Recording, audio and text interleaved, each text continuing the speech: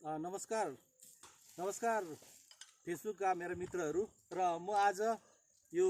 छुट्टीमा स्कुल बिदाको दिन म यहाँनिर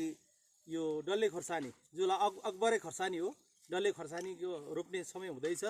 र त्यसको लागि तयारी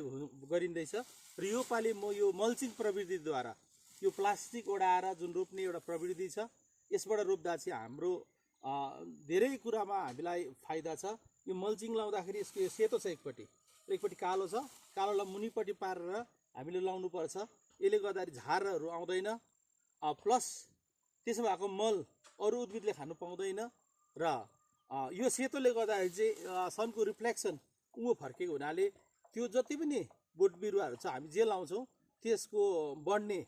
क्षमता र त्यसमा कीटाणुहरू कम लाग्ने जुन छ यो प्राविधिक रूपमा हामी आधुनिक खेती गर्न गइरहेका छौँ र तपाईहरुलाई यो भिडियो कस्तो लाग्छ र यो प्रविधि विशेष गरी म किसान साथीहरूलाई भन्छु तपाईहरुले पनि यो प्र्याक्टिस गर्नुहोस् र यसरी रोप्यौं भने चाहिँ हामीले हाम्रो